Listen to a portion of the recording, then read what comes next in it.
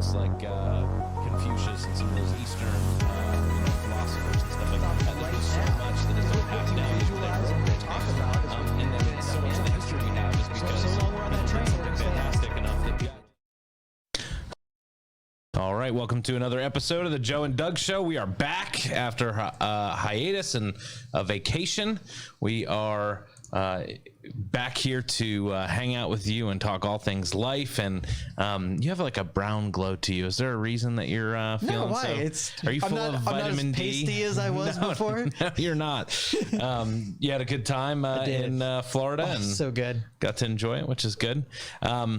There's this thing that hangs in the sky. It's warm and it's bright down there. Is it called the sun? It is. Oh. It's it.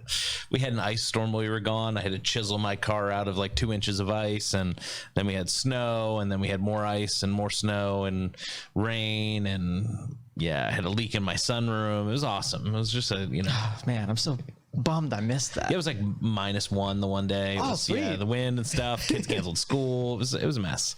I had to turn the AC on at night because it was kind of spicy down there. Yeah. So you guys drove all the way to Florida to the Keys, down to the Keys, and you did some swimming in the ocean. And did you anything exciting that stood out from this trip? I know you stopped at a couple of unique places. I saw on Facebook some places you had been before that you went back to. You went to the candy shop from The Prophet. Show The Prophet. Right. I totally remember that. Sweet Pete's, that dude. And I was hoping to catch him there because he's that wild-haired guy, full of personality, but he wasn't there. So, but I did drive Gus in downtown Jacksonville, which was stupid and awesome at the same time, because downtown areas are not made for big RVs. No, they're not. No, they're not designed that way. That's okay. At some point, you get to go on a tour bus in Jerusalem, and those streets were not made for cars, let alone tour buses. They're made for like camels. And these tour bus drivers, I always see every once in a while them going around like cliffs, and the tires are like hanging off, and they don't care at all. They don't even flinch. We've been in some streets in Jerusalem where people are riding bikes next to us, and we're going, and there are walls, and I'm like, that guy's gonna die. And they're right there, and they can like reach out and touch the bus, and they're on their little bicycle, and I'm like, we're gonna kill somebody. Yeah, this is not going to go well. And but you had a good time? I did. Good. It was awesome. What highlight of the trip? Did you have one thing that was like a woo? Well, see, I kind of filed the whole thing away as like disconnecting and being totally different for the whole time, where I'm more relaxed, don't care about anything. Logistics go out the window. That's my favorite part of it.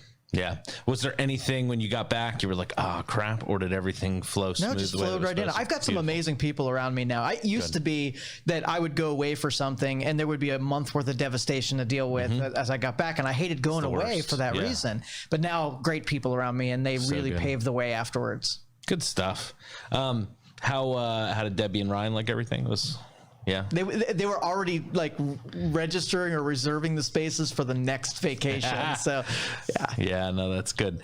And you got to have a couple extra days because the snow days let your wife take off. And I don't know if prayer works that way, but I needed a snow day on Tuesday for it to all work out. And what do you know?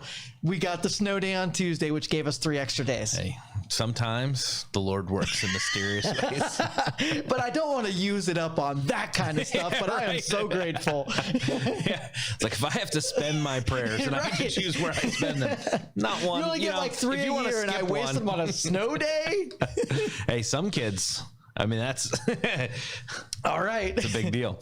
How did you read anything while you were away? Was there what did you do to kind of, I know you unplugged, obviously, social media, all that sort of stuff. You know, you were kind of out of the loop. I'm sure you weren't looking at politics or any of that stuff. No. So what did you do to kind of recharge the batteries? Did you read anything? Well, there's this weird thing, and I wanted to bring this up to you anyway, so I'm glad you mentioned it, because we have this weird perspective thing, like when we're in summer, all we want to do is be cool, and we're in the winter, all we do is want to be warm. So I found myself like gravitating towards hot and the sun, but like on the 3rd day of being in the sun, it's like, hey, it's getting hot in here. I'm like, no, you get back your ass out there in the sun, enjoy it, because at home it's 1 degree out there. No, that's true. We always live in that space where we want what we don't have. And that's true for people in relationships. They look at other people's relationship or other people's marriage, and they compare themselves, and then they want want what they don't have. They look at somebody else's job and they go, oh, it must be so much better. The grass is always greener somewhere else. And I love the quote. It says, the grass isn't always greener somewhere else. The grass is greener where you water it. And but we always have that mentality that, like, oh, if I could just get that job, if I could just have your life, if I could just have your house, or if I could just have your car, somehow my life magically gets better. But that even plays down into something like the weather, where my mother-in-law lives in Florida, and so it's always hot all the time, but your body gets climatized to that, right? So when you're in Florida, 60 degrees feels frigid. They bust out the winter clothes and the hats and mittens and everything else, and we'd be in t-shirt and shorts, like, let's go. Well, and that's a good thing, because your ceiling becomes your floor kind of thing, and that's good for growth and development. But what you take for granted when somebody else comes into your shoes and they're relishing things that you take for granted in. Yeah, and that climatization happens in life, right? Like, so we get so used to certain things and we take them for granted, whether that's the church we're a part of, the house we have, whatever. And so we're less grateful for those things. Like, when we were on vacation with our family back in November, everybody was complaining about the temperature of the ocean. The Floridians were all like, it's cold. And I'm like, let's swim, and, it's not warm enough for that. It's not, whatever. And like, I get it. You live in that, but to help yourself keep a perspective and shift perspectives a little bit is helpful. It's just like even being here, like there's certain things that, after a couple months of, in November, I'm like, ooh, I can't wait for snow. And then like, the 15th time of snow, I'm like, all right, back to sun. Yeah, I'm ready for the sun. Well, there was even a couple times I caught myself like in 8 o'clock on a Friday evening playing a board game. And I was like, if I was at home right now, I wouldn't be doing this right now. How could I take this new thing and take it home with me so I don't just fall into those habits again and become regular? Yeah, comfort is and complacency are those things that they lull us into those places, because we work so hard to be comfortable. We work so hard to keep the pain out, to have stuff the way we like it, to have our coffee at, a certain level, to have our house at a certain temperature. And I've heard of regiments where people will actually put themselves through discomfort to toughen themselves up, like give themselves cold showers or do stuff that just throws their routine off, simply because when you get so rote, so routine, and so comfortable, it just robs. I don't know. I've never found anything significant in my destiny or worth doing that was comfortable. Like it was all, all the things that are worth doing are uncomfortable. If it was comfortable, everybody would do it. And so when you look at life, when you look at those big decisions, most of the time we're trying to make decisions to keep ourselves at status quo rather than to branch out. That's true even with diets and stuff like that. So like when you start changing your diet, you're doing no meat. Yeah. I was going to ask you, how's yours going? It's going well. I definitely crave some meat time to time. I have a protein shake that I've used, and I've had a few eggs here and there, but the first 3 days was solid. No meat or anything. It was all fruits, vegetables, nuts, that sort of stuff. But I was starting to feel like I need to have like some sort of protein. I was feeling weak and I was feeling tired, and there were some things that were just missing. But I will tell you, my digestion has been tremendous. Yeah. Like I feel good. I don't feel bloated. I don't feel those things. After like 2 days, I said to my wife, I was like, man, I feel really good. Like I don't feel sore, and like there's certain things that I'm like, that's so weird that my body like no inflammation in that quick can feel that way. But so you started in on yours? Yeah, yesterday I had I've been probably 2 days into it now, and I'm starting to feel the hurt a little bit on the little bit of the weakness, but I'm with you on that I don't have any like aches or joint pain or anything like that. Yeah, it's yeah, you definitely have to find your protein elsewhere. But I've gotten creative. Like I had a quinoa power bowl the other day, which was like cauliflower and avocado and onion. And I thought, this is going to be disgusting. I was at BJ's restaurant. I like going to BJ's. And the person I was there with ordered sliders and French fries, and I was just like, jerk. No, it's genuinely good. And then I had Brussels sprouts before that, which I love their sriracha Brussels sprouts. I mean, if you throw hot sauce and baked Brussels sprouts. It's awesome.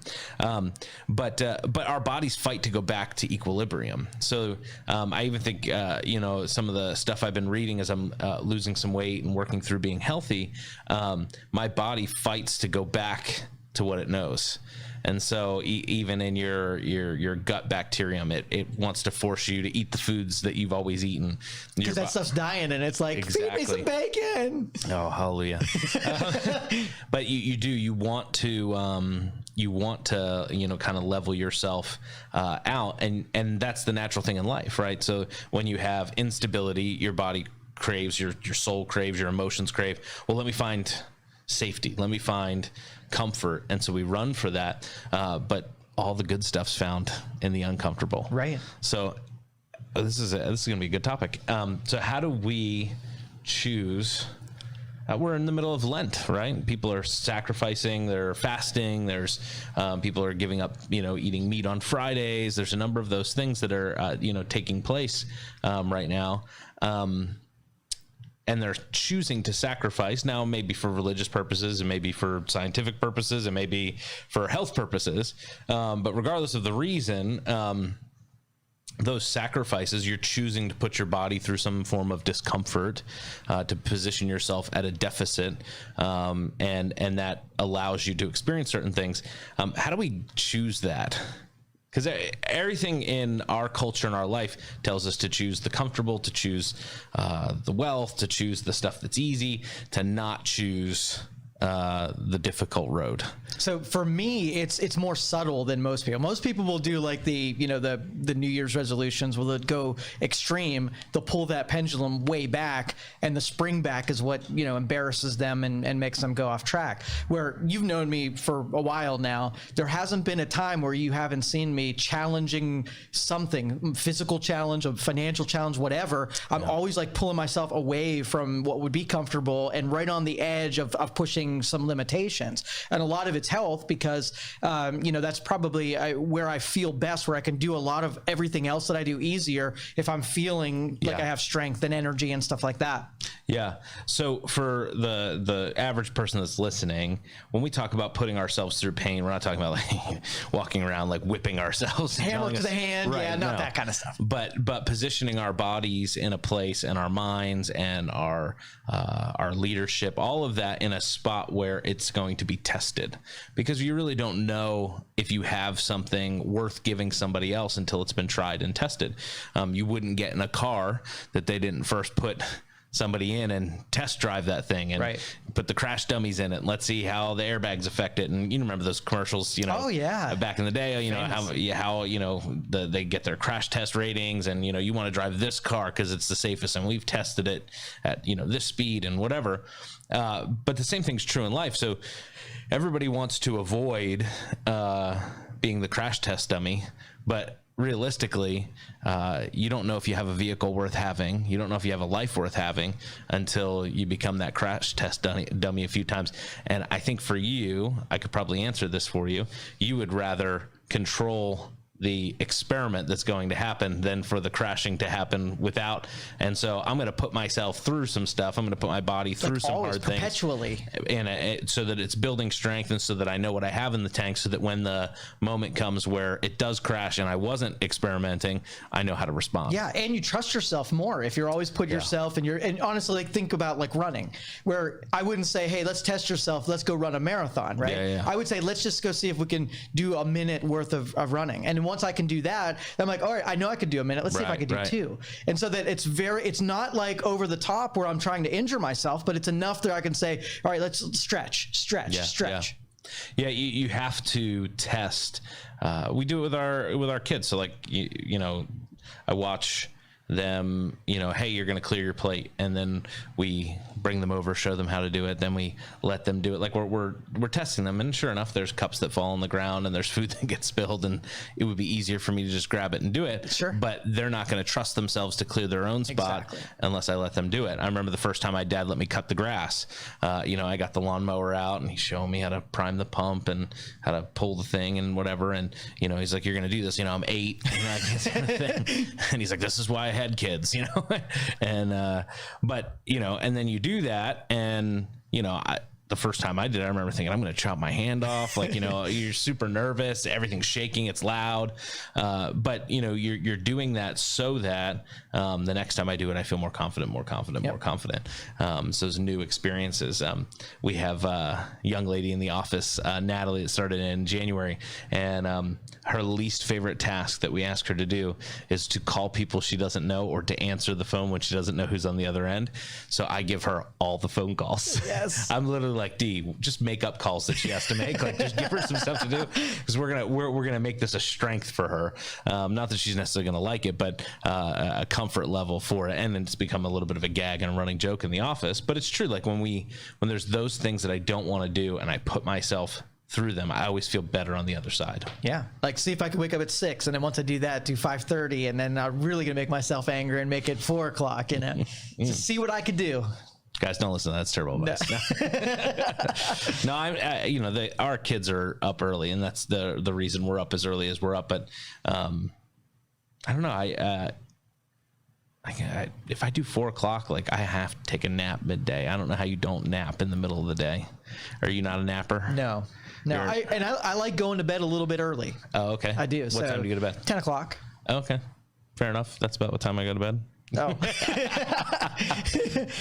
Well, and that's, you know, about pushing limitations. The question arrives, like, how much do I really need? Like, I'll listen to the scientists. That's great. Sure. But I want to see, like, how much how much I need. Do I need 6, or could I get away with 5 hours and 45 minutes? And if I can do that, can I do 5:30? Yeah, just don't follow the science like our politicians. I have to get that little jab. Sorry. We're about to celebrate 1 year of 2 weeks to flatten the curve. So, right. You know, it's a little ridiculous to look at some of these states and the way things are going. And I had my yearly physical, which actually went very, very well. I was very excited. My doc was happy with all the results, and it was good, because one of the reasons I wanted to start losing weight is I'm trekking into my last half of my 30s, and my dad's health issues started around 40. You know, same for my mom, and so to nip some of this stuff before it gets there. And so everything was good. But one of the things he did for me was he gave me the COVID antibody test. And yesterday I got the results, and my wife texts me, and she's laughing in the text, all, you know, the crying eyes. And she says, the good news is you have tons of COVID antibodies in your blood. And I also want you to know that you're not pregnant. Oh, congratulations. I mean, I hope that's what you were looking for, right? So apparently, and I learned this after the fact, but I thought it was funny. I'm like, they gave me a pregnancy test. I'm like, I mean, I've heard of like milking the insurance company, but there's no way I'm pregnant. But apparently, my brother was telling me that one of the fastest ways for them to test for testicular cancer is to give a TCG test, which is a type of pregnancy test measures for a hormone. And that's why it showed up as I wasn't pregnant, but it was literally like, you have the COVID antibodies, you're not pregnant. I was like, well, if I was pregnant, the church would be paid for, because I'm going on Oprah. Like, Miracle! Marketing campaign, Joe. We're Miracle in Youngstown. Yes, yes. But no, it's really, really, really good. Kristen Lynn Miller, who you met with the other day, saying hello on our sweet. She was awesome. Thing. She did so well. Very cool inspiring. Yeah, we met up the other morning here, and she took me through her whole story and whatever. It's really exciting. I wish the best for any, because business is hard to begin with, right? And then to do it with such vigor. She's such alive. She like lights up when she talks about her business, and I fell in love with business with that emotion, like just the love for it. Yeah, the passion. I think you posted a picture or whatever. The big blue dog. Yeah, the big blue dog. Super cool, and that's really neat that you get to do that. And she's going to be on your business show on second week of March, couple Saturdays. So that'll be really cool. Love that we get to do that and connect. So talk about allowing pain to shape us, because we say this all the time. Failure has shaped me better than success ever does. My shortcomings and dealing with those is what allows me to have the successes that I do. and I would think that's probably the same for you. We go back and, I can tell you about a few successes I've had, but man, I can tell you about the failures. Yeah, right. And I can tell you every detail and what I tweaked and what I came out of that and what I do different now because of that thing. And I'm not just talking about like, oh, I was late for work kind of like failure, but like, man, we made a big decision and it flopped and I had to learn this, this, and this in that moment. Or I was leading this person and I blew it on this part. Those sort of big decisions. And so pain is such a great teacher and a great motivator because most people don't change until the pain of staying the same until the pain of changing becomes less than the pain of staying the same. And that's a good point. And let's define this, okay? Because people's relationship with pain means that pain comes unexpectedly and in great consequences, and it's very dense, right? Well. Pain, what we're talking about is like the friction that causes growth. Like when you pump iron, the pain is that you're tearing muscles, but you're doing it on your terms. You're not tearing a muscle where there's blood and guts and whatever. You're tearing enough so that there can be some rebuilding. Yeah. The Bible says it this way, that iron sharpens iron as one man sharpens another, or one friend sharpens another. You have to have friction to have growth. You have to have some sort of current that you're fighting against to build muscle. Otherwise you just atrophy. And there are a lot of people that their muscles emotionally have atrophied and they're like, well, I don't know how to stay in a healthy relationship. Well, you haven't put yourself through enough. You've run from some relationships, you've gotten divorced, you've got whatever, you've left those relationships, you've been wounded by those things, but that pain is like, I got cut open. We didn't work through those relationships. And I think that's a little bit different. And same thing with jobs, right? You meet people all the time like, well, yeah, I'm sure you do this as an entrepreneur. You get people that make sales pitches and like, well, I tried to do that. And then they give you the 19 reasons why it didn't work. And it's like, no. That was not everybody else's fault. It was actually your fault. Right. And if you would own that and work your way through it, you'd build some muscle, but you're just atrophying right now because you're putting the blame on everybody else. You'll never get better at it because next time you're going to say that it's going to be that other person's fault and you can't help them. You can't help it. So let's talk real practical. How do we grow some of those unseen muscles, right? So like you go to the gym and you want to work your chest out and you hit up the bench press, you hit up, maybe some chest flies or whatever, and a couple of the machines that work that. You do some reps and you give yourself some resistance. When people are looking at their life, they're looking at their relationships, they're looking at their businesses, they're looking at their career path. They may look at some of the characteristics they want and go, I don't know how to get that. Yeah. What exercises do I do? What gym do I go to grow my faith? What gym do I go to so that I can grow, in my vision casting ability? Like where do I go to get these tools? And some people would say, oh, you can buy this book. This book really impacted me. And books have nuggets in them. There's nothing wrong with that. But what are some exercises, some practical, tangible things people can do? Let's say if they want to grow their faith. I know that's one we talk about quite a bit. So what are some exercises they can do for themselves to put them through that pain so that when they have to make a huge decision for their business or a huge move for their family or a big jump in on a relationship, they're ready to do it because they've made these incremental little things every day? So when the important thing is that most of this stuff is on your terms. You get to write the script, but it also means that you have to do things before you have to do them. Yeah. Because when they're on your terms, it means that you get to choose the dose, you get to choose the level of extreme. If most people either have been hurt in the past and so that they don't want those things to happen, so they're not going to make them happen because they don't think it's in their control. They think if they just open that spigot, it's just going to go crazy on them, and they don't want that. So they'll wait for natural things to bombard them, and that's not what we're looking at here. But we'll say like on your spiritual thing, and this stuff isn't pleasant to hear because it's not kumbaya. When you're stretching yourself, you are making challenges. You are seeing if you're right. You are willing to take on some injury and be wrong and hurt a little bit and feel some pain. So like if we're doing spirituality, we're doing finances, you're going to take something and say, okay, well, I'm in a good financial spot, right? I want to test the resiliency of my ability. Let's do something that's going to create a little bit. What's my comfort level with taking a risk that is going to push what I can trust myself with. And, in the beginning, you want to make little steps, things that aren't going to, like, if they go south, they're going to ruin you, right? You want to take little jumps, just like my running example. Faith is one of those ones where I went the hard way. I went the hard route, and I challenged everything. I questioned everything, and I still do to this day. Yeah. And the reason I have most faith in my spirituality is because I got answers, and they weren't what I wanted to hear, but they were truths at the end. And I've always pursued what's real and what's truthful, and wherever I end up is the truth. Yeah, it's so interesting to go in that spirituality route. Most people create a God in their own image, and I always find, for myself anyway, that the things that God asked me to do are never things that I would make up or want to do. Even today we were having a staff meeting, and we always pray for a bit, and I really felt like God was pushing me into some detail stuff, into some evaluation mode for the church. And I felt this for a couple weeks, but it was real strong this morning. And I said to the team, I was like, part of how I know that like God was pushing me is I'm not one to come and be like, you know what I'd like to do? I'd like to rake over all these numbers, and I'd like to sit down. Like, I want to whiteboard and dream about the next 10 years. I don't want to sit down and be like, well, what did we do over the last, 18 months that we need to tweak, and that sort of stuff.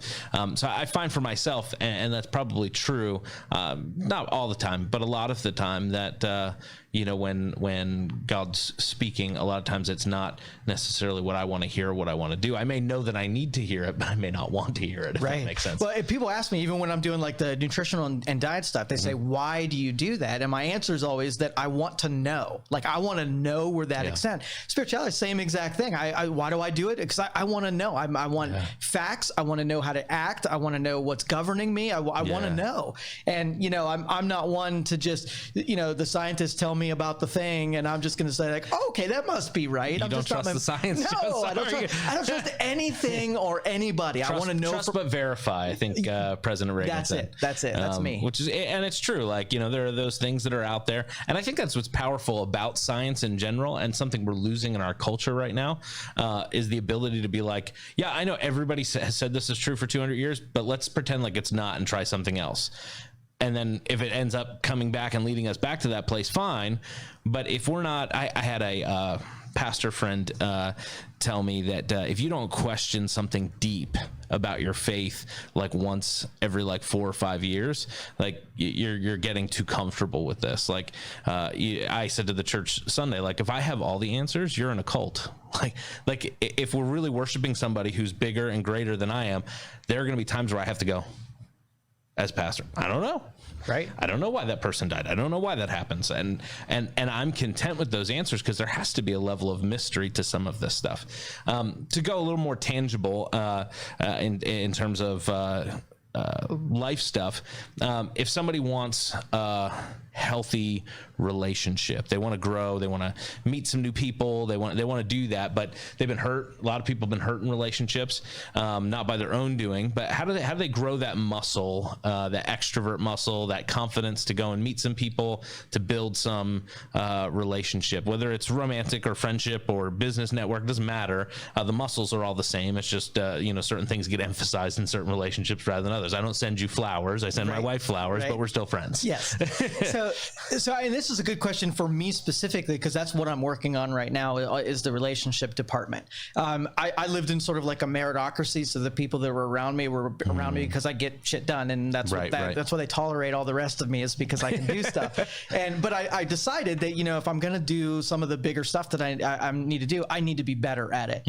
And so what in business, doing the proof of concept, where I get a best practices, where I find someone who's doing it and I figure out what they do and try to emulate it. And on this vacation, it was a 10-year-old girl that taught me what I needed, right? So I'm just sitting next to it, and this girl comes up to me and say, hey, do you play Pokemon? And I'm like, yeah, sure, we play Pokemon. But I'm like, that girl did not care about coming up, had no reservations about just coming up to a total stranger and saying something. Why can't I do that, right? And I thought, you can do that. And so I practiced that. We're just going up to people and making conversation. And I hate small talk. And that's really the thing is, if I don't have something meaningful to express to you, I'm not going to waste your time talking about the weather or whatever. But this girl was like, she liked Pokemon and she wanted to know if I did too. Let's take some facts out of that little example. Yeah.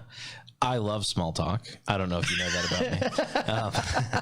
No, I love to being the extrovert that I am. I do have times where I need to withdraw, but my batteries get charged from getting to buzz from flower to flower, so to speak, and meet person in person in person. And I don't need to go a mile deep. I just, oh, how are you? And I want to exude that emotional energy that they feel heard and they feel connected Miyagi, with. teach me. Yeah. Teach me, Miyagi. It's funny. It's usually the other way around. But when people are at a deficit in relationship, it's usually because they either had a poor example growing up in mom and dad, they had some relationships that really burned them. All right, so a little kid, a relationship can be as, I like purple. Hey, I like purple too. Let's be best friends. That's now, like when you're seeking to develop something in a total stranger, right? I mean, do you really need another person to know? Do you, what are you pursuing when you're looking for a relationship? Because it's not my Monchi list, right? I'm not looking for an opportunity because of relationship, right? And I don't need another person to, disorganize myself and maybe it's because of what I do, but every person that I meet is inherently valuable because they're made in the image of God. So whether I meet the addict that comes to our service that's 3 days clean just out of detox and is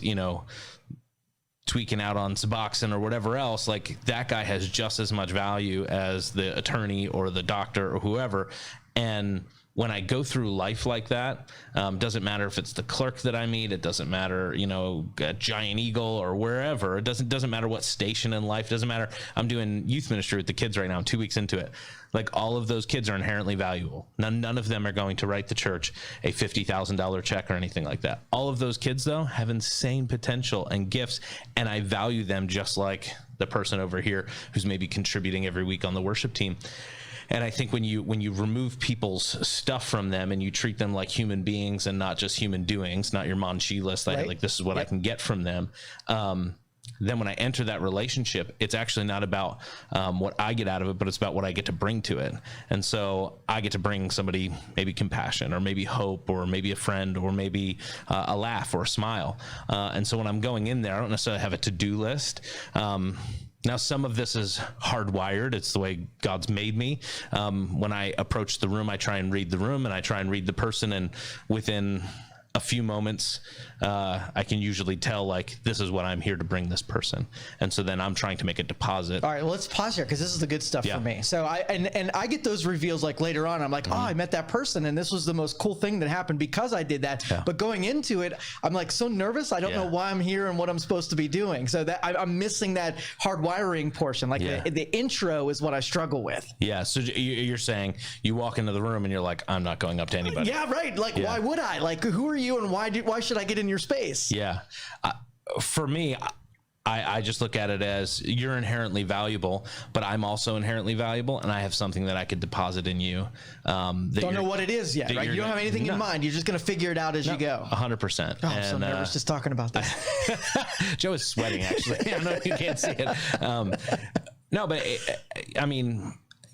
So you show up to a business lunch. You know that everybody in that room is there at some level because they're involved in business. You have some sort of path. I'm always going to find the 1% that we might agree on. I've stepped in to rooms with staunch atheists that hate my political views, my religious views, and everything else. But you know what? We both like the Philadelphia Eagles. Well, great. I can find a common spot there, and then from there I can build, and we'll figure something out and why I'm in this space. But at some level, I feel there's always a purpose.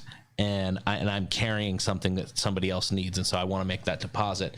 And so that's part of the energy for me. But when I go up to them, for me, I'm so focused on them and on what I can bring and what I can deposit, and not necessarily what I need, and not even what they think.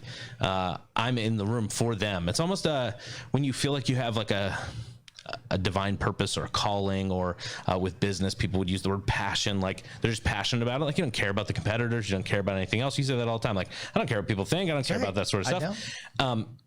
I'm that way with people. And so like I go into that space and I don't, whether they ever come to my church or not, whether they ever, like, none of that stuff matters. But I just feel like I'm called to put something in you. And I don't know what that is, but we're going to come up and, I'm Doug, I'm the pastor at Bridge of Hope is usually the second question. And then, or I've seen your kids on Instagram. Oh, aren't they great? Do you have kids? And from there, I can carve out a space. And maybe this time all we do is talk about kids. We've had a couple of church leaders that have come into the church through recovery nights and a couple different things. And quite literally, I said hello. And then you were in my office for the one in January. Yeah. We got some pizza. I played host. I said hi to this person, hi to that person. Some people were in some deep conversations. And I mean, it was like they were the only two in the room. And I would try and find the person that didn't have anybody and make some small talk and see what subject they wanted to dive into. But in doing that, it's so funny, the emotional energy in that room for me. The two people that I was like, man, I really feel like I'm here for them, ended up reaching out to me, and we ended up having the private conversation weeks later. And so when I look at that, I go, I was in that room to play host, and I was in that room to just make a deposit to let them know, look, I'm here to serve you. And then 3 weeks later, I got to serve in that capacity. That's awesome. So I guess I'm sort of in works right now, and I know that it's a weakness, and I am practicing it. So you said sort of like the practical version of this is that it's not like you decide to do it and you go stretch yourself and you're immediately successful. It's something that you have to keep picking up. Absolutely. People it's like a foreign emulation. Language. Yeah, right. I mean, I learned Spanish in high school, but I could I could ask you where the bathroom is today, but probably not much else. Maybe count to 10. But I know friends that have made their whole life and they've gone and they teach English as a second language, or they've moved overseas with the same education I had in high school. And then within 6 months, because they're immersed in the language, they do that. For a lot of people, they're not wired.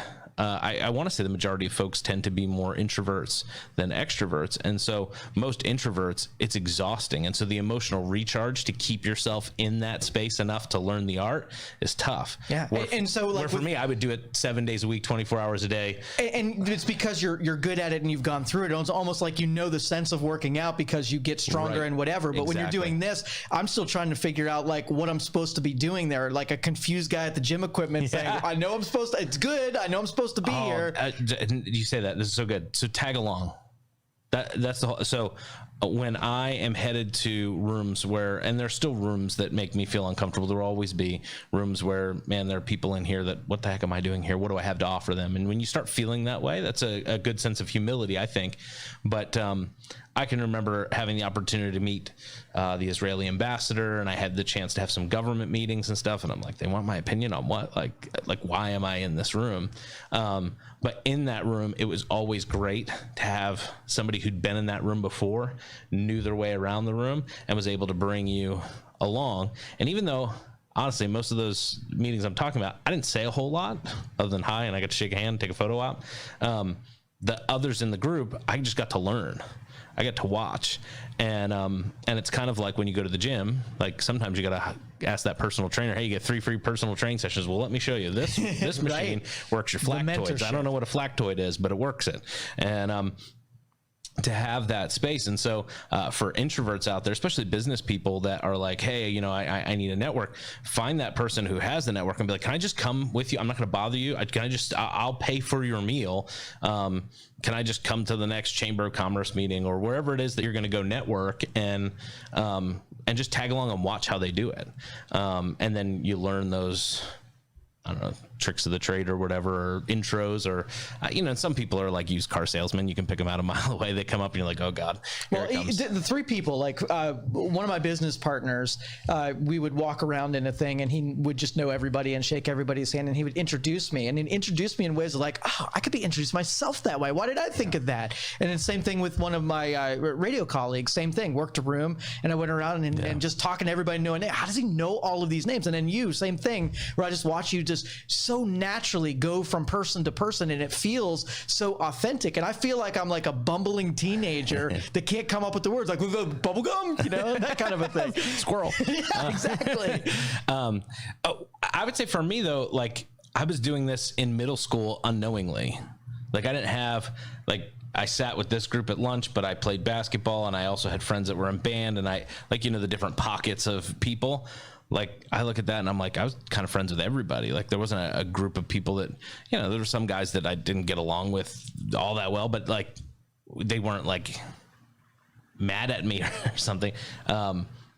But it didn't matter what group I was. It's going to sound kind of gross, but like kind of like a chameleon. Like, it didn't matter what group I was in. I knew how to talk that language. I could sit at that. All of my friends were sick that I sat with at lunch. Like, I could bounce into another table and not feel out of place.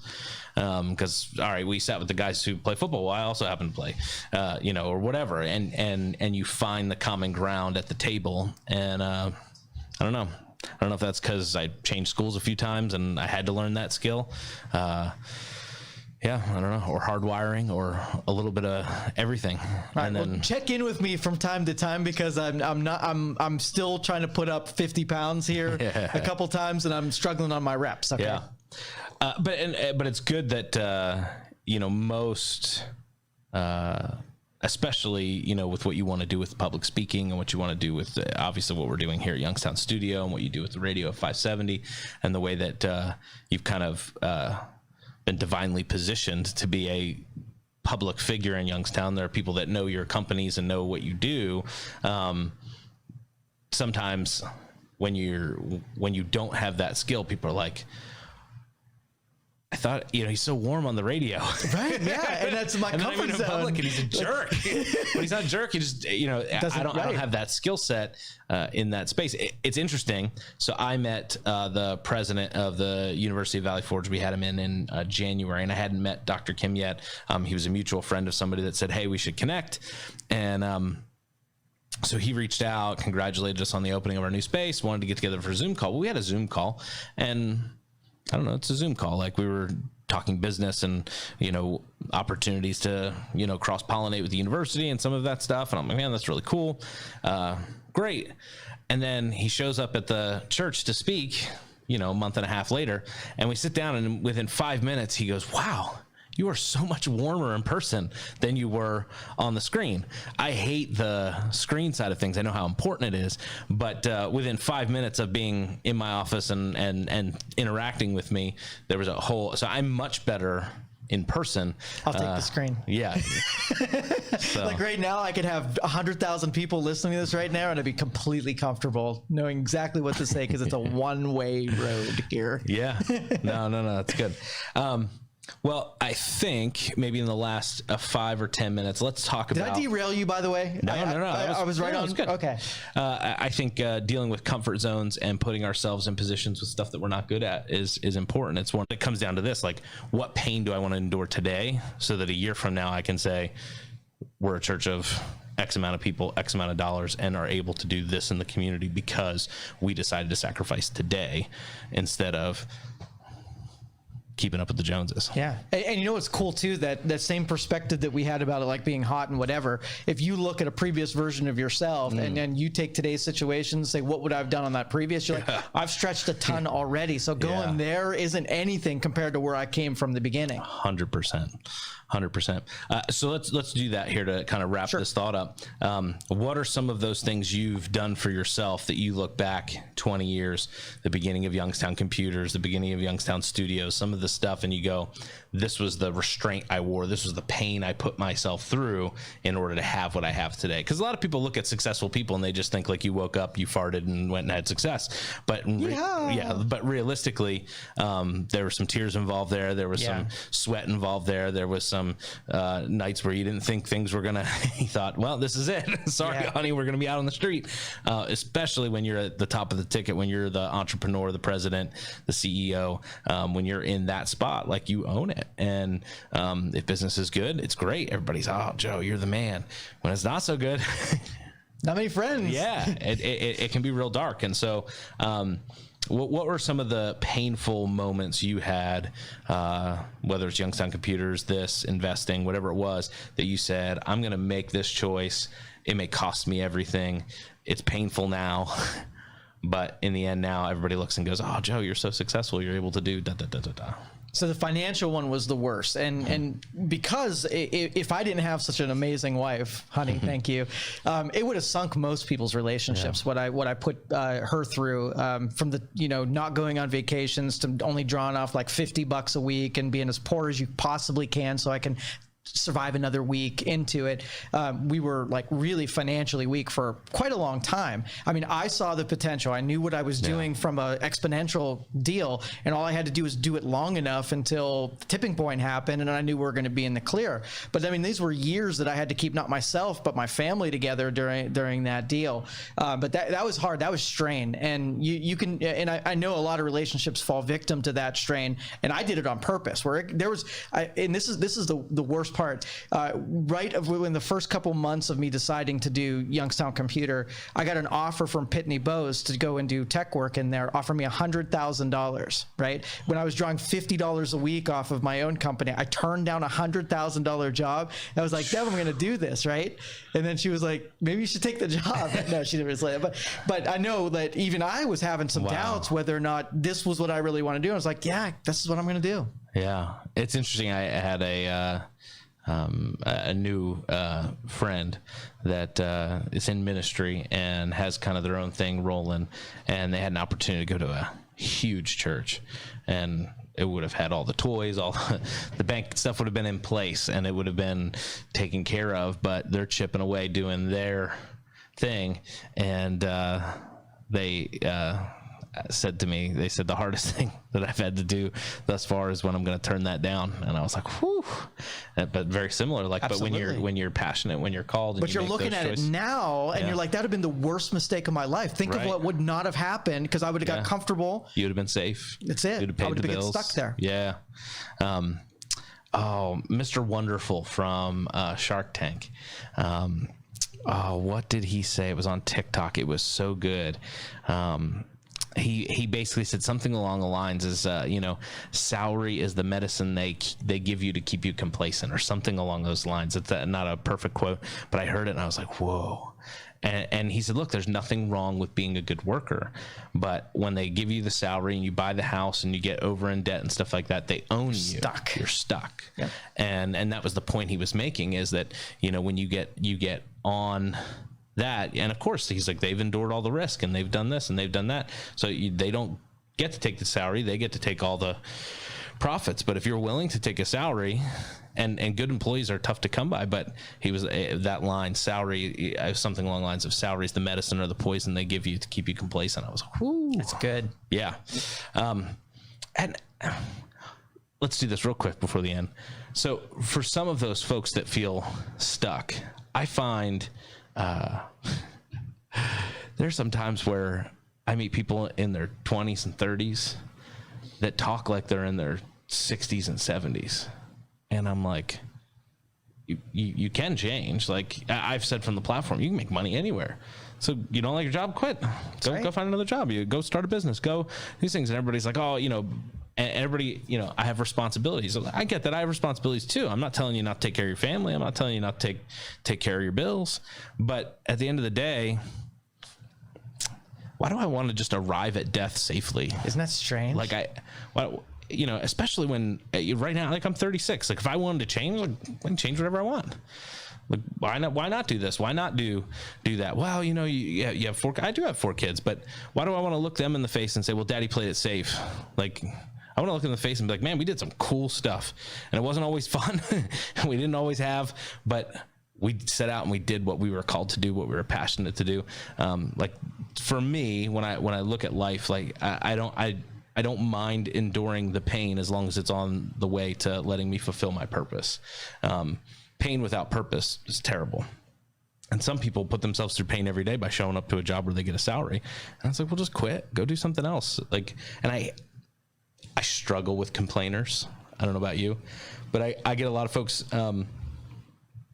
at the church and with different stuff. And, they complain about their job, and they complain about their marriage, and they complain about this stuff. And sometimes, now I've never said this in a counseling session, right? Joe, and I would never say this in a counseling session. Sometimes I'm gonna be like, well, just quit everything then. Like, give up. Yeah, if it sucks, throw up the white flag.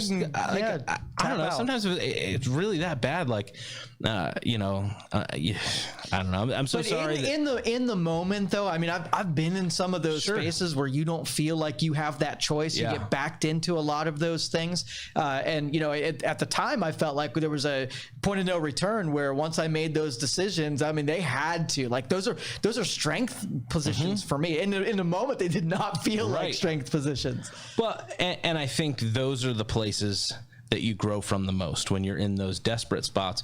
But I hate complaints and then the justification to stay the same. Yep. Like, if you don't like where you're at, that's fine. There's nothing that says you have to like where you're at. But all right, change it. Like, try this, try that, get a different job. Hang out with a new group of friends. Like, if you don't like where you're at, the worst thing you can do is stay there. So figure something out. Like, do something different today, or you're just going to get what you've always got, and then you're going to wake up and be 50 or 60 or 70 years old, and you're going to have all kinds of regrets because of what you didn't do.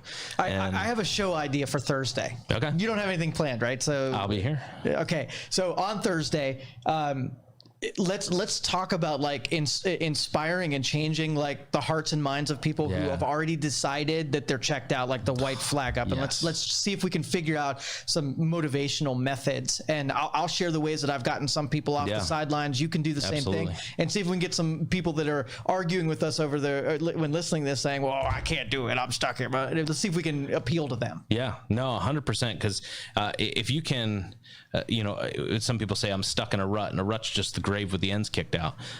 You got to get up from that spot and move forward. And it may be bad, but I can promise you I can point you 15 people that got a lot worse. And so perspective is a huge part of that. So when people put that flag up, and I'm probably getting ahead of you for Thursday, but when people are ready to just, this is terrible and that's terrible and everything else, it's like, well, no, you need to see terrible. Let me show you terrible. But we'll save that for Thursday. I had a proud moment on my drive back from this. So Deb and I are listening to an audiobook, and the person's talking about like they were talking to a bunch of retired people, and that they were at a bedside. All they heard was regret, and regret. And I was thinking to myself, I won't have that problem. Come on. It was the proudest Joe moment that I've had in a long time. Yep. To be able to claim that. I want to, as Chief Tecumseh says, I want to sing my death song like a hero going home. There you go. All right. Good ending. We'll see you Thursday. Thank you for listening to this show on Youngstown Studio. If you like our programming, we invite you to subscribe to our YouTube channel, follow our Facebook page, or subscribe to your favorite podcast platform like iTunes or Spotify. This is original Youngstown content, and we would appreciate you sharing the videos and the word about us. Thank you.